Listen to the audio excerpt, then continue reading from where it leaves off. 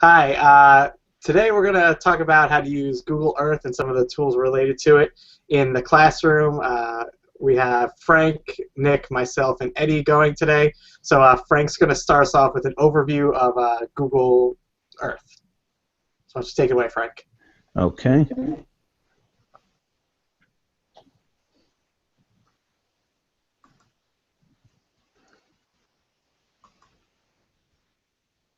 Okay, welcome to the Google Earth overview. And Google Earth is a program that basically makes the world we live in a much smaller place when exploring online. It's an enormous data bank containing images of places all over the Earth, and it's a lot more. Google Earth provides the user with all different kinds of information from photos and videos. You can find real-time weather, real-time traffic, but of course be sure to stipulate which kind of traffic you're looking for. Frank, we're just having a little trouble with the screencast. Okay. We're seeing the cam, not you. So. All right, let me see what we have here.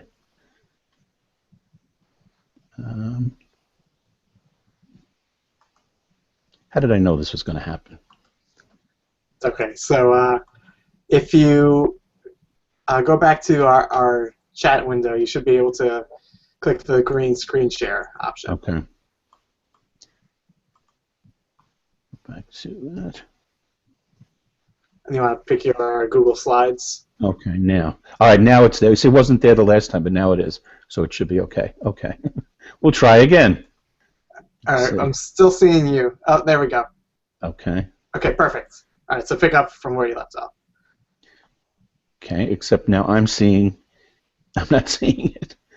Let's see what we have here. Okay, still seeing it? Yes. All right, now I think we're going. Okay, so welcome to the Google Earth overview. Google Earth is a program that makes the world we live in a much smaller place when exploring online. It's an enormous data bank containing images of places all over our Earth, plus a lot more.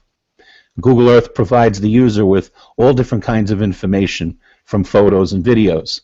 You can find real-time weather, real-time traffic. Of course, make sure that you stipulate the kind of traffic you're looking for. And you can see 3D buildings with it. Users can load in their own information and pictures, and everyone has access to this information, making the program extremely interactive and user-friendly. Now, while many images can be viewed in high-resolution 3D, you have to remember that many also cannot. Google Earth is a great tool for teachers that has many uses in the classroom. You can create virtual tours that enable you to add detail and depth to areas of study such as westward expansion, the age of exploration, the Oregon Trail, Erie Canal, and even the Hudson and Mississippi rivers, etc. The Google Earth display, when you log into Google Earth, you'll see this screen, and it's divided into several different sections or frames. The Earth frame is the big one in the center, and that is basically the default main page. On the left side of the page are 3 frames. You have search up in the corner, places underneath that, and at the bottom you have layers. Now the search frame, which is in the upper left, you can type in exact specific places. You can type in street addresses, a city, a state, a zip code, or even latitude and longitude coordinates. So for example, if you type in 1600 Pennsylvania Avenue, that would pop up. The places frame, which is just underneath that, you can find preloaded locations from all around the world. You just click on them, and you can even save your own locations there. The layers frame is at the bottom. And with this, you can access different types of information about the Earth. You can see volcanoes, canyons, lakes and mountains, valleys, oceans, rivers, all in 3D. With the roads button, you can get detailed information on roads and streets from all over the world. Borders and labels let you see the borders of countries, like on the map here. states, counties, provinces, coastlines, all along with their names. When you zoom in, you see more information like the names of cities and towns, and when you zoom out, you see less information. At the top, these buttons provide many different functions. You can print, you can email, you can use this ruler option to get the approximate distance between 2 points. You can use the sidebar button here to hide or show your sidebar on the left. You can use the pushpin button for locators that you can set down anywhere on a map to pinpoint a location, and they let you choose many different styles and types. You can use these buttons to create paths of different styles connecting two different locations. You can even use this planet button to explore planets in our solar system. You can explore the depths of all the oceans around the Earth, and it even has a very cool flight simulator where you can plot the course between two cities, choose a plane, and actually take off and fly from one city to another. So that is Google Earth. It has so many different functions, and thank you for watching.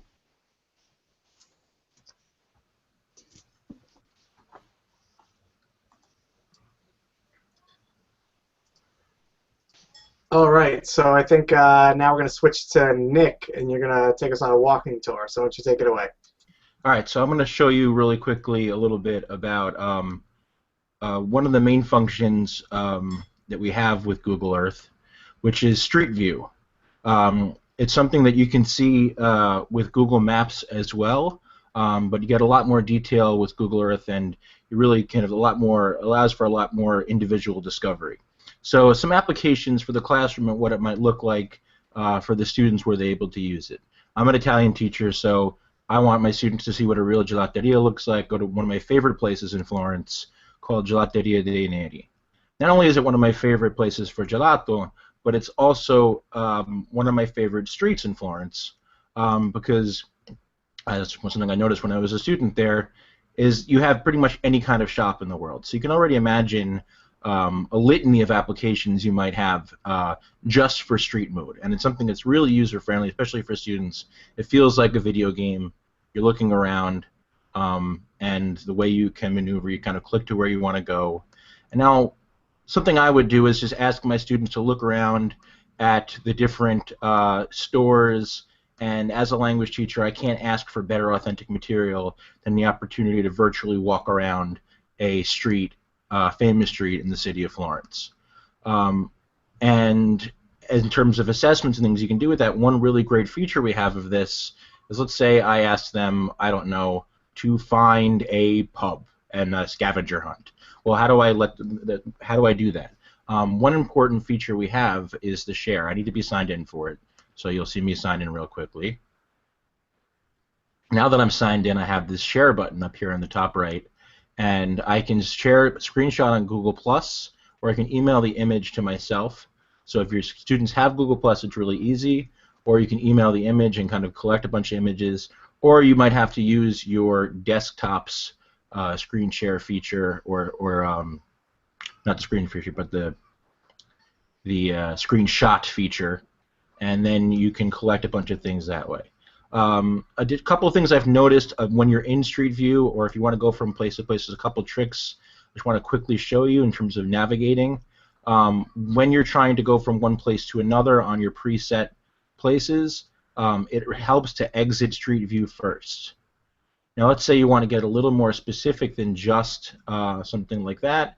I want to go to the Uffizi Gallery. One thing that Google Earth has added is the ability to take your little yellow man from not Street View. That will take us into Street View. If you drag it into a place that you know to be a museum, it will actually take you inside the museum. And now I can go from the Leonardo da Vinci room and take a turn and see the Botticelli room, and I can see some very, very famous works of art from the early Renaissance.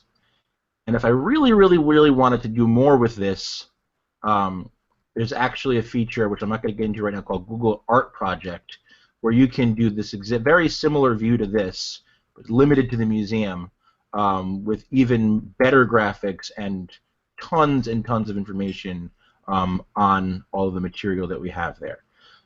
One last tiny thing I want to show you. I have here two things where I would have my last meal, which when I clicked this, when I made my little pinpoint, I put it into the wall. Notice how I didn't leave Street View right away, so that was a problem. So if I kind of go back to where I started before, and I want to run around Florence here, it helps very much if the first thing I do is leave Street View, and then I want to go to since I pinned the wall, it didn't work out so well, but when I pinned the floor, instead of pinning the wall, I'm going to exactly the same place, but all I did was look down at the ground when I made my pin, and it actually takes me exactly to what I consider to be the best restaurant on Earth. So, as you can imagine, there's tons more applications to this. I just wanted to give you a real quick idea of some simple things you could do just with Street View, be it a museum or be it a city street or anywhere else on Earth, literally, that you can think of to have the students walk around and look around, and a couple ways that they can share the things they see with the class as a way of using an assessment. So in its simplest form, you can do this on Google Earth. It looks great. But you can also do it in some capacity on Google Maps as well, which is really a nice feature if you are limited to just a browser, because Google Earth is a dedicated program on the computer itself. So I think I'm going to wrap it up because I know that we're running a little short on time, and I'll pass the mic on back to Mike. Okay. Thanks, Nick. That was great. So now there we go. Let's try to get back to me. Sorry. All right. So I'm going to broadcast myself to everyone. So I'm going to show you a Google Lit trip. So we have here, we're seeing Google Earth, right? Right? Yeah? Okay. Yeah, we have it now. So, okay, thanks. So I do something that I found online called the Google Lit Trip, and it's a way to show the travels of a literary hero. And as an English teacher, we read some stories where the characters, their journeys span the world. So it's good for students not only to build prior knowledge, but also to establish a strong sense of setting, both historical and geographical. And particularly it's useful for visual learners, but also students who struggle with abstract thought, because it provides a really clear, concrete visual and spatial depiction of the content from what we're reading. So I'm going to show you one that I have created for The Great Gatsby. So I have set a series of places in a tour, and it's going to zoom in on my first one. This is just my general overview. And with this, you could embed description and images and video. So I'm going to show you some of those features here. And I just have a short description of the novel and the lit trip that's going to take us around here. And if you see on the side here in my lit trip folder, I have a couple of different destinations. I have a folder here, and I'm going to talk about why I have a folder when we see some of the later destinations here. So let me show you my first stop, which is Minnesota before World War I. And over here, I'm going to close out. We see at just the time, it's sadly pre-1914 Minnesota, so I can't particularly show too much in terms of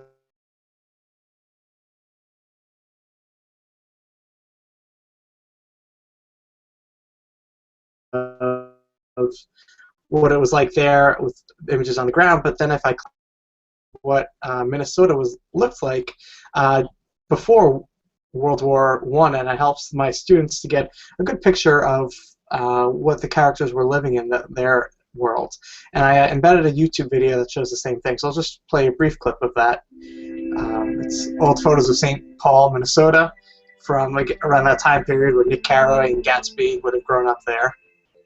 And again, it just helps establish a real sense of place for the characters, and it has some nice music to go along with it. So I'm going to close this out so that it doesn't appear. Now my next stop is Germany during World War I, and I'm going to show you the bad version of this because it'll highlight the importance of having a separate folder for your content.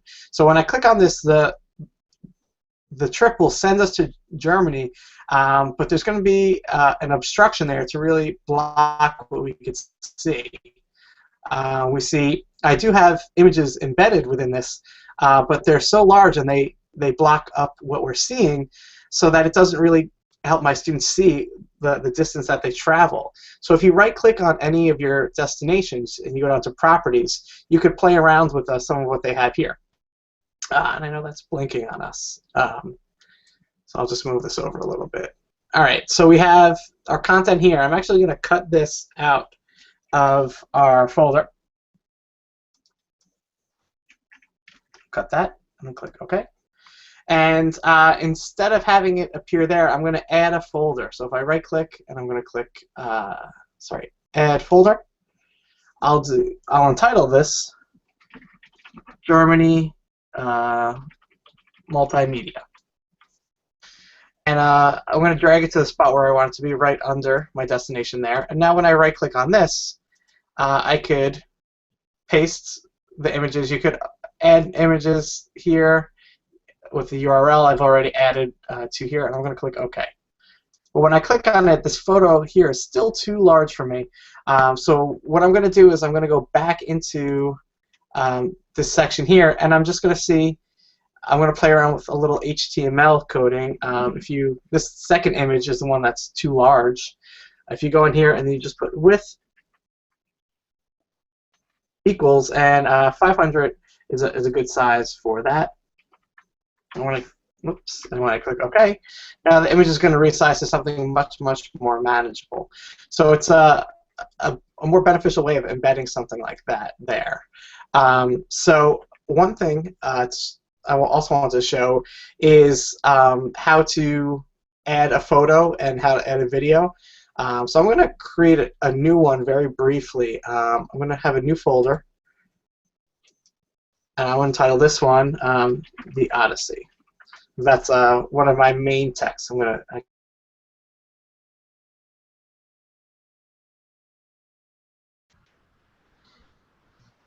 All right, so we temporarily lost Mike there for a minute while he was getting the Odyssey going. Maybe we'll just pass, since we are running live right now, maybe Ed, you want to expand upon some of the things you can do, whether it's not necessarily a literary tour, but some of the features that you come up with the guided tour feature? Oh yeah, definitely. Here's my... Can you see my screen? Yeah, I see. All right, awesome. So I came across this awesome tool called Tool Builder, which implements a lot of the technology that Google uses throughout their apps and software. So Tool Builder is like I said, a new tool. It's in a beta version. It's used to tell your story, and with this tool, you're allowed to show people the places that you've been to and incorporate images and photo to your timeline. It was originally intended for use with military veterans to document their military experience. So it's pretty simple and laid out. So here we have my tours, shared tours, there's a gallery of tours, and then about. So if I want to view a tour, I can go through or click on the create to create a tour. So I went to create a tour before. So this is one of the options. This is my tours. So it's very simple. If I wanted to delete one, I'll delete this one. You just click down. It gives you other options like preview, edit, delete, export, and copy. So since I don't want it, I'm going to delete it. It says, are you okay? And you click OK. So one of the tours I created, I already clicked it here, so it's ready to go, is basically what I did was a tour of Puerto Rico, the island, with all the popular places to visit. So when you start your introduction, it asks you for an introductory photo. You give a brief description about what your presentation is about. Then when you click to Old San Juan, it actually zooms into the area of Old San Juan. It gives you the option to add images, and you can scroll through the images, and you can enlarge this. I'm not going to because of bandwidth, obviously, but You can add videos. You can add up to 25 videos and or pictures. So then, you click on your next tour. So here is a tour that we did in the bioluminescent bay, and the video actually is pretty awesome feature. And I'm just gonna, so you can get an idea of what that works like. So when you're done, you just click close, and you keep going. So I'm gonna show you real quick how to build one, and it's very easy. So you have to make sure that you logged in with your Google account, and then you click Create Tour. So you give it a name, and you put your name as the author, and then you hit Create Tour. So basically, this is your setup, and it's so simple. You can change the name of it. You can change the author, so you can add a photo as your introductory photo. You can type in your description or start your introduction, and you can tell the type of story that it is. So story, there's 3 real options here. Nobody really wants to use all the good features of Google. You want to do a Story 3D. So disabled, there's no lines between your place marks. Story 3D gives you a chronological order of your lines, and the Hub 3D, it actually shows you like one central point, like if you're in a hotel, and then it fans out to different parts of your place marks. I'll give you an example of that here. I already pulled up. So here's my 3D hub, and this is my starting point, and it farms out to all the places that I want to visit while I'm in, let's say, Pamplona, Spain. The Pegman, you could drop them down into the street, and you could get a street view just like Nick showed us before. And if we go back to the Story 3D, I just have to exit the street view, and it just draws lines between our place marks. And real quickly, just to interject, what's really significant about this is browser-based. Yes. So that's kind of groundbreaking because it's Google Earth technology on your browser, which is really very, very new. You can see that it's still in beta, and it's an awesome feature, and we're really thankful that Ed was able to introduce it for us. So if I want to add a location, I just click Add Location. You can type, I'm going to type a different one. Barcelona, Spain, and it comes up, and it adds a place mark, and it zooms there, and then it's up to you to decide what do you want to include here. So let's say I want to add this to the tour. Click Add to Tour. Again, I can add photos and pictures here. It's very intuitive, like everything that we've seen. Your albums, your YouTube uploads, video uploads, you can take a snapshot. You have more options here. You can search for images, search YouTube, image by URL, or YouTube URL. So I add the photos, add a description, and you can change the icon if you wanted to, if you want to do some biking, and then you would click, I can't see it, it's down at the bottom, you would hit Add, and if I was done editing, I would just hit Done, and it added my place here, and then it goes through. So basically, in a nutshell, that's Tour Builder. Some key features, though, you can use, you can always edit your tour at any time. You can share tours, and even if you share the tour, you can make it private. You don't need to have a Google account to view your tour, so that's one of the good features about it. And like Nick was saying, you don't need Google Earth. You just need either Chrome browser or the Google Earth plugin for your browser. And I want to thank everybody for taking time to look at this presentation on Tour Builder. Okay, thanks. So I cut out at some point, right? Yep. Okay. How much was we watched on Odyssey as you were trying to add a picture, I believe. Okay, so the heart of that was there. So if you really want to get the rest of that, you could contact me. But I think we'll wrap it up there. So thank you, everyone, for watching. And our contact information will be in here if you want to follow up with us. But thank you to Frank, Ed, and Nick for all the great work. So thank you, guys.